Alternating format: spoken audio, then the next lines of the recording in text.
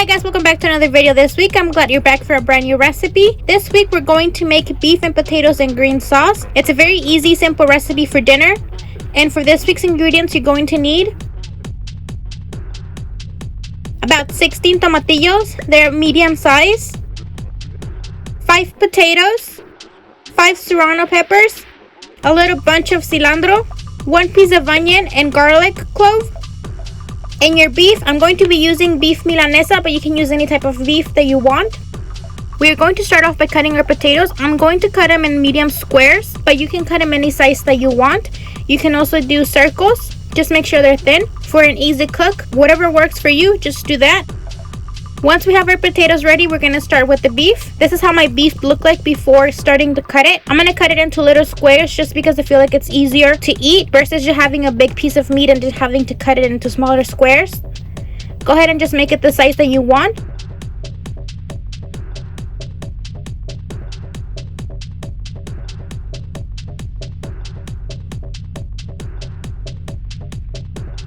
Once we have our meat ready, we're ready for the stove. On a pan, we're going to add a little bit of vegetable oil. Let that heat up for just a second, and then we're going to add our beef. We want our beef to be evenly out throughout the pan, and we're also going to add a little bit of salt. Now, salt is going to be to your taste.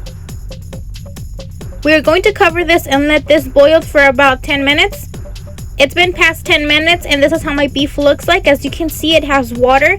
I have not added any water to this. This is just the water that the beef naturally released. We're going to keep that water in there until it eventually evaporates. We're going to cover this back up again.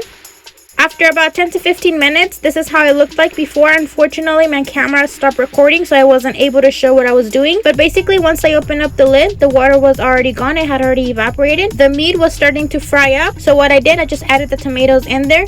Make sure they're previously washed. We're going to cover this up just so the tomatoes and the beef can fry up, and it'll be easier for your tomatoes to cook. It'll be faster because of the steam. Just make sure you keep an eye on it because since it doesn't have any water, it can stick to the bottom of the pan. We're going to move this constantly for about 5 to 10 minutes. Once you see that your meat is starting to get crispy, we're going to remove it from the pan, leaving our tomatoes in there. When your tomatoes are a little bit soft and they're sauteed, we're going to remove them as well. On that same pan, we're going to add a little bit of vegetable oil, and we're going to add our potatoes. We are going to fry up our potatoes, and on this time, you can also do the sauce. You can cover this to make it a faster cooking, but just remember to keep an eye on it. Since it doesn't have any water or anything, the potatoes may stick to your pan. On the blender, we're going to add our tomatillos, your serrano peppers, onion and garlic, the little bunch of cilantro, and about 2 to 3 cups of water. We're going to blend this all together. And now let's go back to our potatoes. Our potatoes are getting crispy. They're about halfway done. We're also going to slice up a little bit of onion, throw it on the middle. Let that cook with the potatoes until they're caramelized.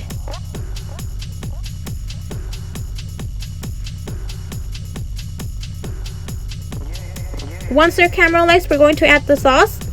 Cover this up just a little bit. I don't know about you guys, but when I do my sauce and I pour it into my pan, I usually have a little bit left over on the walls. What I'm going to do is I'm going to grab a little bit of water, about half a cup of water. I'm going to shake my blender and throw that water in the pot just to ensure all of my sauce is well taken care of and I'm not leaving anything behind. We're going to cover this for about 5-10 minutes so our potatoes are done, so our potatoes can start cooking. It's been about 8 minutes now. We're going to go ahead and check this. When your potatoes just have a few more minutes until they're done, we're going to go ahead and add our meat. Our meat has flavor in it with the salt. So make sure before you're adding any more salt, make sure you add your meat first. That way you can ensure that the meat releases the salt into the salsa and the potatoes, and you won't be overdoing the salt on your dish. We're going to let the meat and the sauce cook for about 5 minutes. Once it's done, you want to check for the salt to make sure that you have enough salt under. I'm going to cover this again and let this boil for about 5 minutes. It's been about 5 minutes, and I'm going to go ahead and check on my potatoes, make sure that they're ready. I also tasted for salt, and it looks like I was missing a little bit of salt. So instead of salt, I'm going to add a little bit of chicken flavor bouillon. If you don't want to add chicken flavor bouillon, you can also use beef bouillon, or you can just use salt as well. We're going to mix this around and let this boil for about another 5 minutes just so all the flavors can incorporate together. This process took me about 30-40 minutes to make. Everything on medium to low heat. Once my sauce started to boil, I brought the heat to medium to high heat just so it can boil to make the potatoes cook a little bit faster, but you can also cook it on medium to low heat if you're not in a rush. The last step is just to check that your potatoes are fully done, your meat was already previously cooked, and make sure there's enough salt to your taste.